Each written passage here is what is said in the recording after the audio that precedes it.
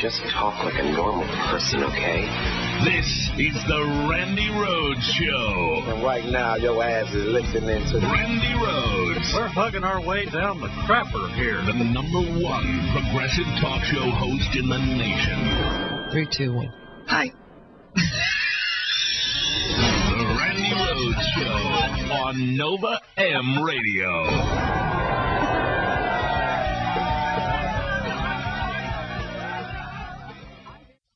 Joseph in Los Angeles. Hi, Randy. How are you? Hey, Joseph. Good. First-time caller. Oh, all right then. I've been listening to you for a while. I think, like one of the callers said earlier, that you are much funnier than you were on the other shows. I'm free. This is what freedom sounds like. Yeah, you're cracking me up. You see, because before I used to feel like I had seen the mountaintop and I had, seen the promised land. I might not get there with you. Is basically how I felt every day. Yeah. Well, I'm so glad you've been liberated. Yes, I have. Speaking of this fuzzy math with Hillary, she's got all the fuzzy math and all of the, not counting the caucuses and they're not real people in those states and all of the nonsense about, the Michigan and whatever. I tell you what they're not saying is that the numbers that are speaking loud is that's the black vote.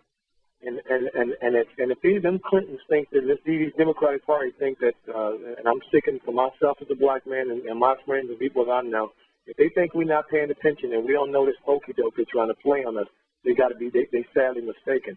And if they somehow snatch this thing away from Barack, and because we're watching very closely. See, before we didn't think he had a chance, so people weren't watching that closely, but now we're watching real closely, everything.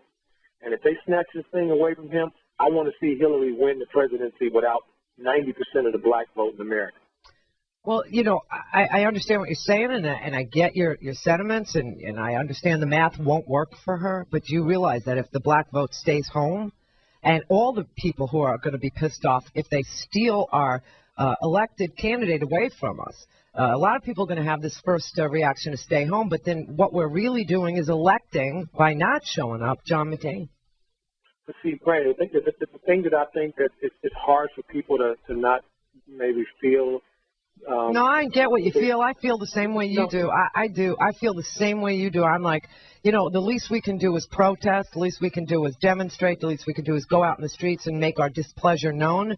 And that would be, a wonderful outpouring of an American spirit that we've always been we've always relied on the people, the Boston Tea Party. I mean, all these things that happened in our history, civil rights movement, the women's vote, all these things required people with their feet on the street. It really did, and the things that worked were done peaceably, but those are the things that worked. But if we literally stay home because we forgot to protest or we didn't get the message out to Hillary that, quite frankly, there will be protests. There will be people that will be so annoyed that they will stay home, and you're practically guaranteeing yourself a John McCain presidency, and you won't have a prayer in 2012. Then if we stay home, honestly, because we only get the two, I think this is a sham. I think this is just despicable and disgraceful, and it's so un-American to only have two choices. I mean, I got more choices for mayonnaise.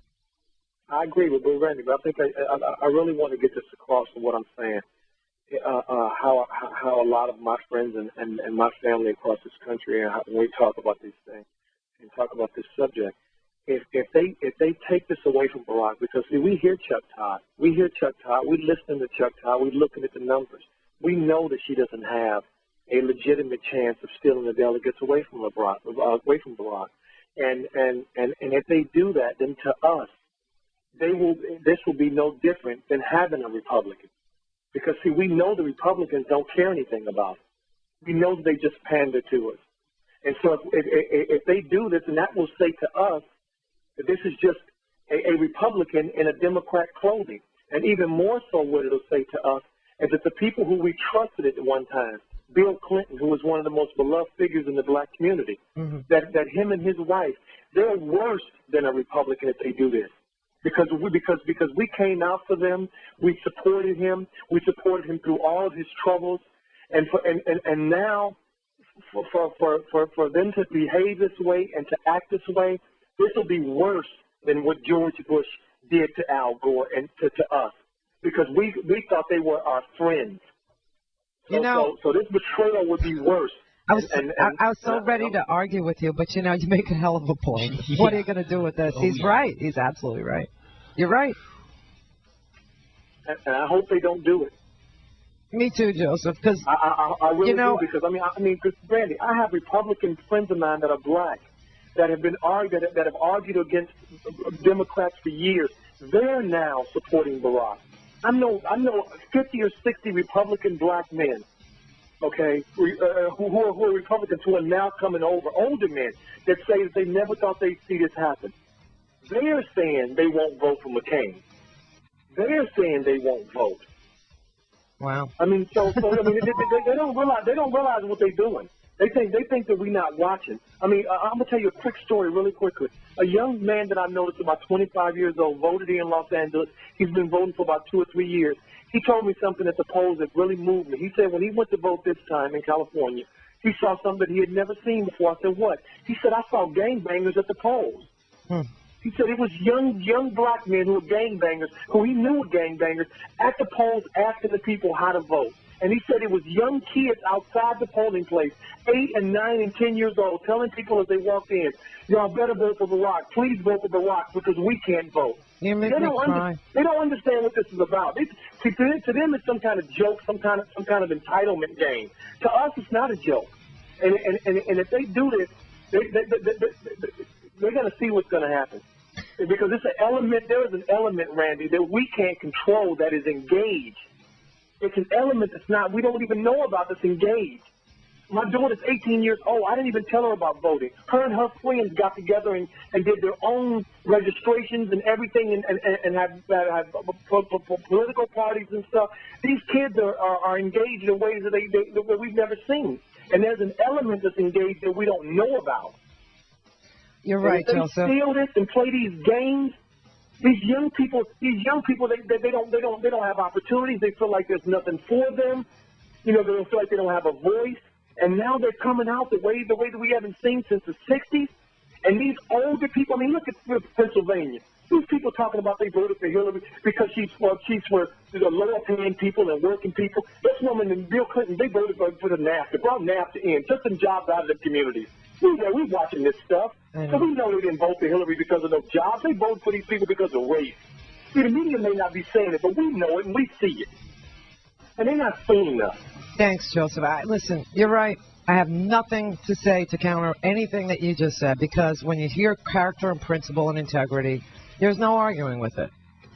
Thank you, Randy, for all that you do. Thank you for what you do. I commend you. I think you're wonderful, and I think you're doing a great job.